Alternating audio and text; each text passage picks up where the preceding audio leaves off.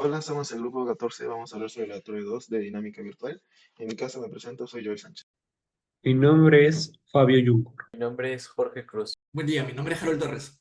Pregunta 10. Nos dice, de la pregunta 2, la gráfica t versus x es una línea recta. Esperaría que fuese una línea recta. Argumente.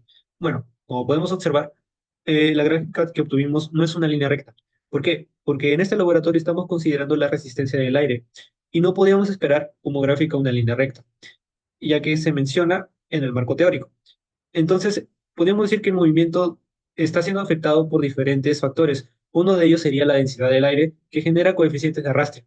Por eso la gráfica no tiende a ser una línea recta, sino como una parábola. Pregunta 11.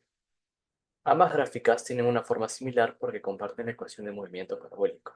En la gráfica de x versus y, el tiempo está implícito, ya que x y y dependen de este. Sin embargo, cuando se elimina t de las ecuaciones paramétricas, se obtiene una relación directa entre x y y, que genera una parábola. La gráfica tiempo versus posición en y se asemeja porque describe cómo y varía con el tiempo, lo que también sigue una forma parabólica durante el movimiento vertical.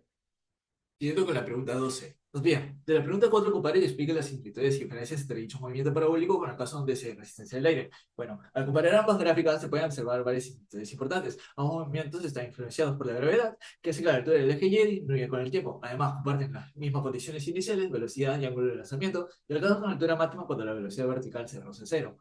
Sin embargo, al realizar el análisis de ondas SL surgen diferencias notables. En el movimiento parabólico ideal, la trayectoria es una parábola simétrica, mientras que en el caso con resistencia del aire, la curva es asimétrica y se aplana hacia el final. La altura máxima es mayor en el movimiento ideal, ya que no hay fuerzas que disminuyan la velocidad vertical. Por el contrario, en el momento con resistencia del aire, esa fuerza limita tanto la altura como la distancia alcanzadas. La velocidad horizontal también varía entre ambos casos. En el movimiento ideal, permanece constante porque no hay resistencia para que la frene. En cambio, con resistencia del aire, esta se reduce progresivamente afectando la forma de la trayectoria y el alcance horizontal. Finalmente, el tiempo de vuelo es mayor en el caso ideal porque al no haber resistencia del objeto recorre una mayor distancia en el eje X. En el movimiento con resistencia, el tiempo es menor debido a la reducción de las velocidades horizontal y vertical. Pregunta 13. Para esta pregunta vamos a comentar y explicar las similitudes y diferencias entre ambas trayectorias. La primera trayectoria, dataset, se obtiene de los datos obtenidos del laboratorio, mientras que la trayectoria de simulación se obtiene mediante el código que está aquí abajo. Ahora, son iguales ya que inician desde el mismo punto y durante casi todo el eje X tienen un mismo comportamiento.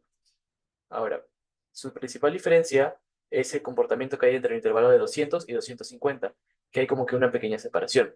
Este resultado es el esperado, ya que la gráfica obtenida por dataset es una gráfica que va a presentar más errores, ya que es obtenida de un laboratorio, mientras que la gráfica de simulación está contenida en un espacio ideal y representa el valor de la función más ideal.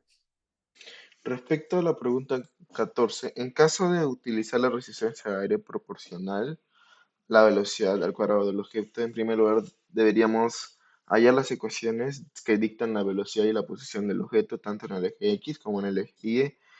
Y esta se debe adaptar a la fórmula de la fuerza, que viene a ser que es la fuerza menos la aceleración por la velocidad al cuadrado. Hay que tener en cuenta que es necesario emplear el coeficiente del arrastre A para ajustar la intensidad de la fuerza de resistencia que ejerce el aire. Por otro lado, tenemos que tener en cuenta que si modificamos las condiciones iniciales, estas tienen que ser modificadas en cualquier parte del código para resolver las ecuaciones y deben, como mencioné antes, deben ser actualizadas consecuentemente. Gracias.